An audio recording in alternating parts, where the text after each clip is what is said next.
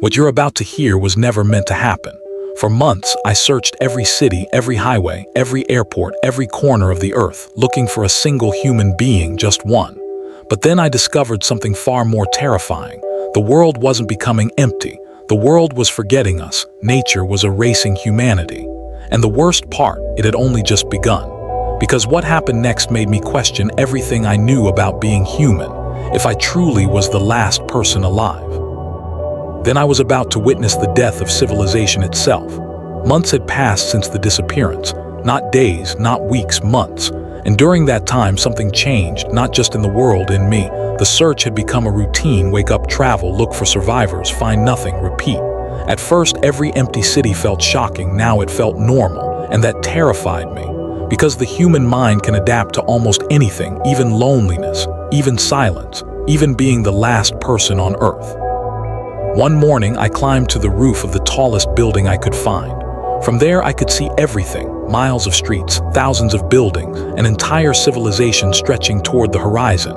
And not a single human being. For a moment, I imagined what this view once looked like: cars moving, people walking, airplanes crossing the sky, life. Now there was nothing. The highways were empty.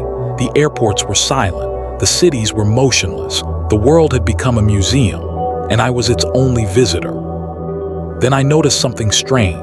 The silence had changed. Months ago, cities felt dead.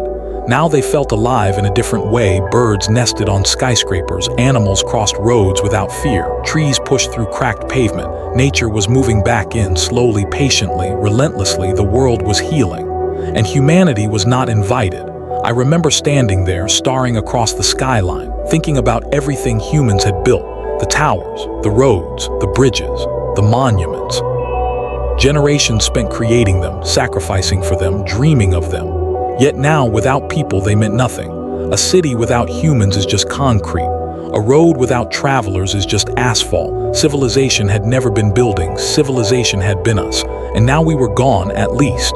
Almost gone. That realization hit harder than I expected. Because for the first time, I stopped searching, not forever, but for a moment. I stopped hopping and simply accepted reality. The world belonged to silence now. The world belonged to nature.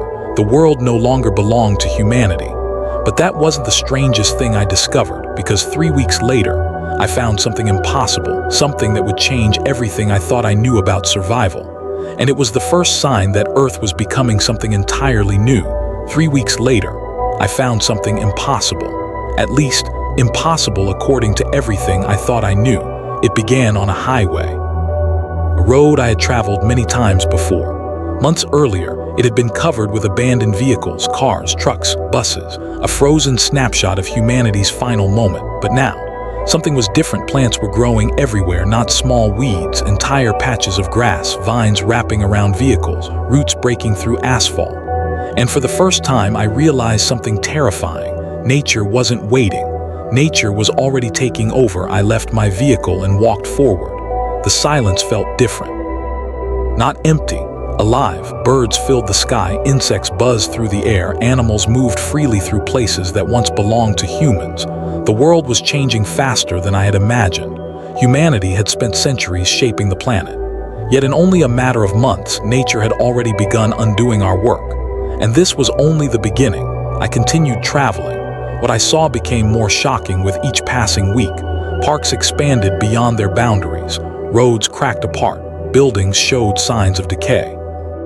Without maintenance, even the strongest structures were beginning to fail. At first, the changes were subtle, easy to ignore, but then they became impossible to miss. One afternoon, I returned to a city I had visited shortly after the disappearance. I barely recognized it. Trees were growing from rooftops. Grass covered entire parking lots. Wild animals roamed streets that once carried thousands of vehicles. The city felt ancient, as if humanity had vanished decades ago instead of months. That was when I understood something important. Nature doesn't hate humanity. Nature doesn't seek revenge. Nature simply continues. The moment humans disappeared, the earth began restoring itself. Not because it wanted to, because that is what life does. It survives, it adapts, it grows. And suddenly, I no longer felt like the owner of the planet. I felt like a visitor, a witness watching Earth become wild again. Then came the day that truly frightened me. I was exploring an abandoned suburb when I heard movement. Large movement, not the sound of wind, not the sound of birds, something bigger.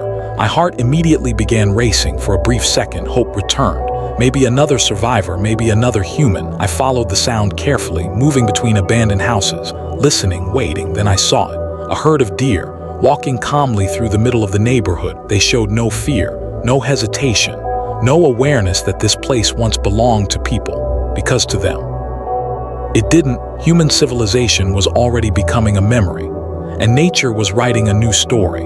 The sight should have been beautiful. Instead, it was unsettling, because it made me realize how quickly humanity could be forgotten, not by history, not by time, by the earth itself.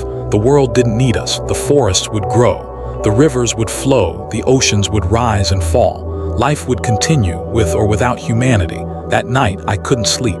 A single question kept repeating in my mind. If nature could erase our cities, what else could it erase? Our roads, our monuments, our history? Would there come a day when no trace of humanity remained? A day when future life on Earth would never know we existed? The thought was terrifying, yet deep down I knew the answer: yes. Given enough time, nearly everything we built would disappear, and I was watching the process begin. But nature wasn't the greatest threat, not even close. The real danger was waiting somewhere much darker, somewhere much closer. Inside my own mind, because after months of complete isolation, something started happening to me, something I couldn't explain, something that made me question whether I was truly alone. And it began with a voice I should never have heard. It began with a voice I should never have heard. At first, I thought I was imagining things. Months of isolation can do strange things to the human mind. That's what I told myself. That's what I wanted to believe. But the voice sounded real, too real. One night, I was sitting alone inside an abandoned apartment. The city outside was completely dark. Most of the power grid had already failed. The world felt different now, older, wilder, more dangerous. I sat beside a small lantern, listening to the silence. Then I heard it, my name. Someone whispered my name softly, clearly, close enough that I immediately stood up. My heart pounded. I looked around the room. Nobody. The apartment was empty. The hallway was empty. The entire building was empty. Yet I knew what I had heard, or at least I thought I did. For the rest of the night, I couldn't sleep. Every sound felt suspicious. Every shadow seemed alive. Every creak of the building made me turn my head. The loneliness was changing me, and deep down I knew it. The next morning, I tried to ignore it. I continued my routine: gather supplies, check equipment, explore nearby areas, stay busy, stay focused. But the voice returned. Not every day, not every hour, just enough to make me question reality. Sometimes it sounded distant. Sometimes it sounded close. Sometimes I thought I heard footsteps behind me, only to find empty streets. The human brain is extraordinary. It evolved to recognize faces, voices, patterns, companions. When those things disappear completely, the mind starts searching for them, and sometimes it creates them. Weeks passed. The situation became worse. I began talking to myself constantly, entire conversations, questions and answers, memories spoken aloud. At first, it felt strange, then it became normal, because silence was becoming unbearable. I missed hearing another human voice, any human voice. One afternoon, I entered an abandoned school. Dust covered the floors. Classrooms stood frozen in time. Books remained open on desks. Backpacks sat exactly where students had left them.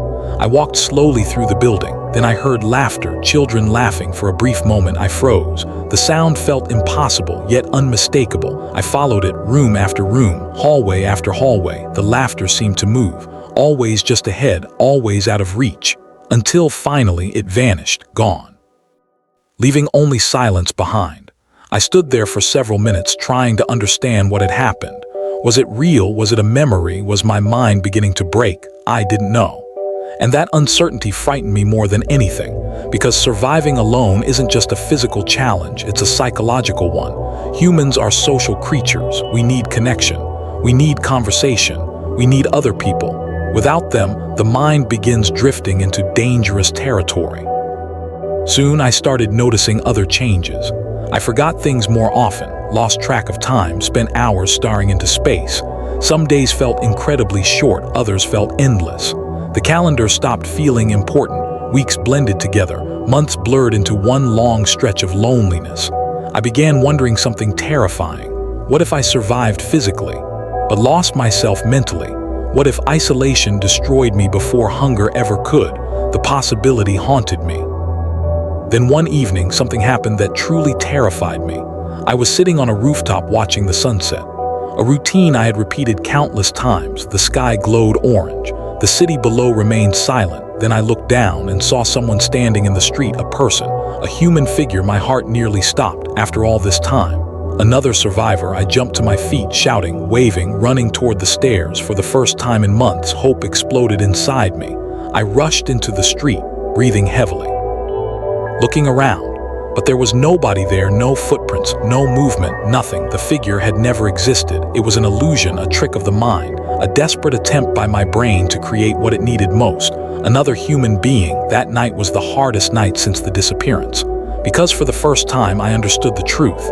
The greatest threat wasn't starvation, it wasn't injury, it wasn't nature, it was loneliness, pure, overwhelming loneliness, and I was losing the battle. But I had no choice except to continue, because somewhere beyond the psychological collapse, beyond the silence, beyond the endless years, another challenge was waiting, a challenge that would change the rest of my life, time itself, because while civilization had disappeared, and while nature was taking over, I was still growing older, and for the first time I began wondering how many years I had left. The answer would become more important than anything else.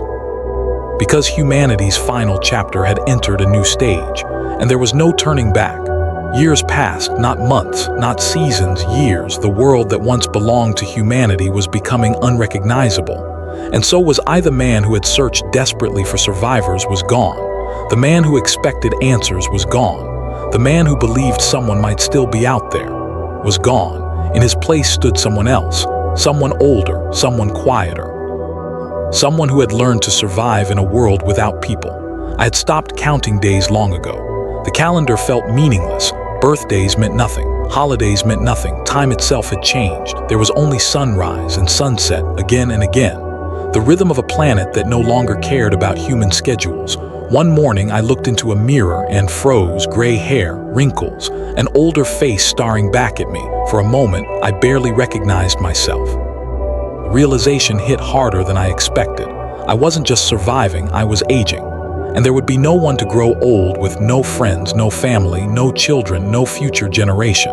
The human story would end with me. That thought followed me everywhere. As the years passed, civilization continued collapsing. Skyscrapers cracked, bridges weakened, roads vanished beneath grass and roots.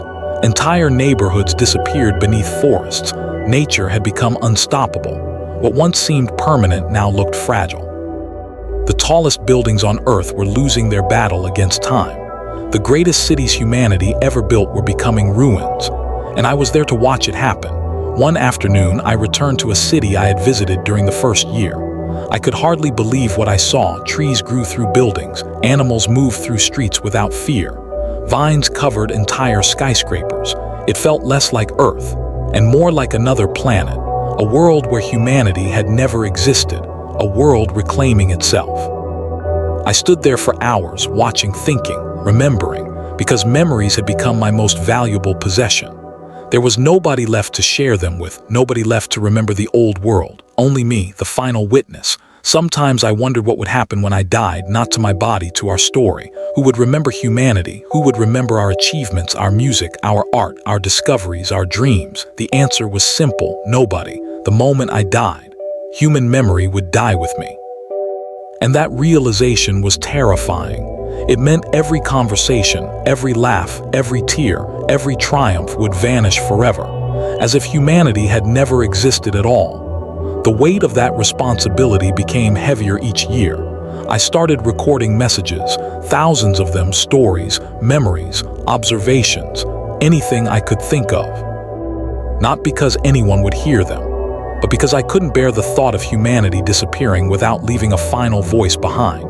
Perhaps someday, thousands of years from now, something might find them, maybe another intelligent species, maybe something beyond Earth, maybe nobody, but I recorded them anyway, because hope is difficult to kill, even after years of isolation, even after years of silence. A small piece of hope remained. Then came the realization I had been avoiding. I was growing weaker. Age was catching up with me. Tasks that once felt easy became exhausting. Travel became harder. Recovery took longer. The truth was impossible to ignore. My time was running out. For years, survival had been my goal. Now survival was no longer enough. Now I needed a purpose, a reason, a final mission. Because if I truly was the last human alive, then my death would be unlike any death in history.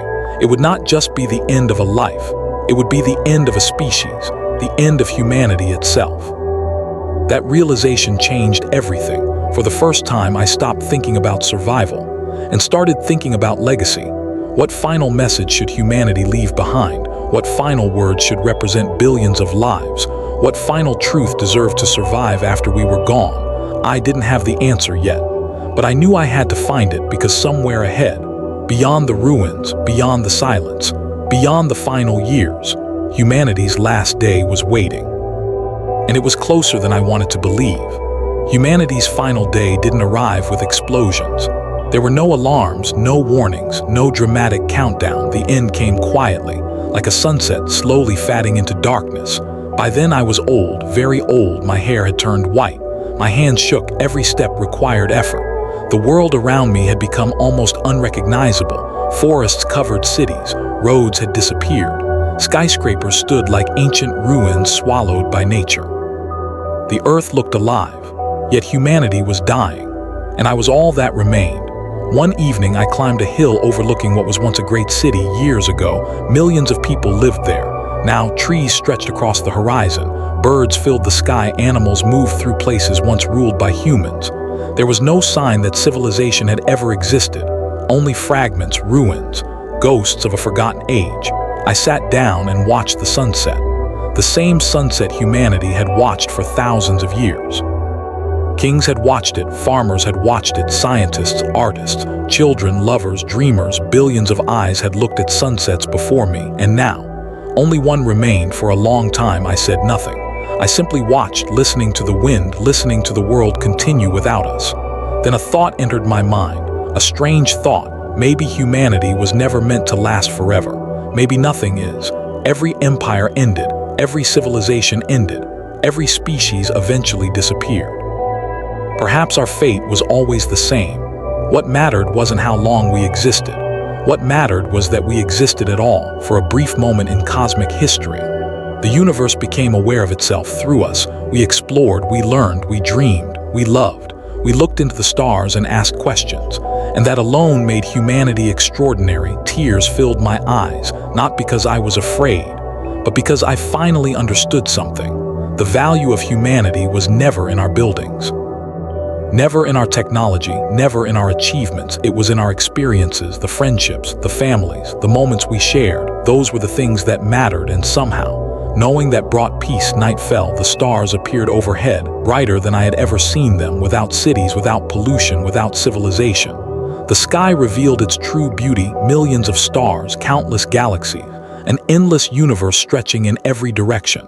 I looked upward and smiled, because despite everything, humanity had been part of that universe. We had existed. We had left our mark, even if nobody remained to remember it. My breathing grew slower. The years had finally caught up with me. The journey was ending. The search was over. The waiting was over. The loneliness was over. For the first time in a very long time, I felt calm. The fear was gone. The sadness was gone. Only acceptance remained. I closed my eyes and thought about everyone who had ever lived, every human being, every generation, every life. Connected across thousands of years, a chain stretching from the first humans to the last, to me. Then I whispered 4 simple words, the final words of humanity. We were here. Wind carried them away into the night, into the silence, into history, and with that, humanity came to an end, or so I thought, because before my story truly ended, there was one final thing I needed to do, one final message, one final gift for whoever might someday find it. And that message would become humanity's last voice. If you're hearing this, then somehow, against all odds, my voice survived. Maybe you're human, maybe you're not, maybe you're something that evolved long after humanity disappeared, or perhaps you're a traveler from another world. The truth is, I don't know, and I never will. By the time this message is found, I will be gone. The cities will be gone. The roads will be gone. Everything humanity built will likely have returned to dust. But before that happened, I wanted to leave something behind. Not instructions, not technology, not secrets, just a message. A simple reminder of who we were. For thousands of years, humanity searched for meaning. We searched the oceans, we searched the earth, we searched the stars, we built civilizations, created languages, painted masterpieces, wrote stories, composed music, made discoveries that changed the world. Yet despite all those achievements, the most important thing about us was never what we built. It was how we cared for one another. We loved, we laughed, we dreamed, we hoped, we made mistakes, we failed, we tried again, we lived, and perhaps that is enough. Perhaps existence itself is enough. I spent years believing humanity's story was ending. But eventually I realized something. Stories don't truly end. As long as they are remembered, they continue. Maybe not forever, but long enough to matter. I used to fear being forgotten. I used to fear that everything humanity accomplished would disappear. But now, standing at the end of my life, I understand something different. Nothing lasts forever. Not civilizations, not species, not stars. Everything eventually changes, everything eventually fades. And that's what makes every moment precious. If life lasted forever, it wouldn't be special. Its value comes from the fact that it ends. Humanity was temporary, but while we existed, we experienced something extraordinary. We were alive, we looked at sunsets, we watched the rain, we stood beside oceans. We gazed into the night sky and wondered what was out there. And for a brief moment in an ancient universe, the cosmos became aware of itself through us. That is our legacy, not our buildings, not our machines, not our wealth. Our legacy is that we existed, that we felt wonder, that we asked questions, that we loved. If you find this message someday, remember us not as a perfect species, because we were far from perfect. Remember us as dreamers, as explorers, as storytellers, as beings who looked into the darkness and searched for light. Because that is what humanity always did, even in our final moments, especially in our final moments. The sun is setting now. I can see its light through the window. The world outside is quiet, peaceful, beautiful. Nature has reclaimed almost everything. The earth is alive, and somehow, that makes me happy. Life continues, the story continues, just not with us. I used to think being the last human on Earth was a curse. Now I think it was a privilege. I was here to witness the final chapter, to say goodbye, to leave behind one last voice, one last memory, one last message. And if this message reaches you, then humanity is not completely gone. A small piece of us survived. A small piece of our story continues. So wherever you are, whoever you are, thank you for listening, thank you for remembering, and thank you for giving humanity one final moment of life. This is the last human on Earth, signing off. Goodbye. Humanity disappeared, the world moved on, but for a brief moment, we were here.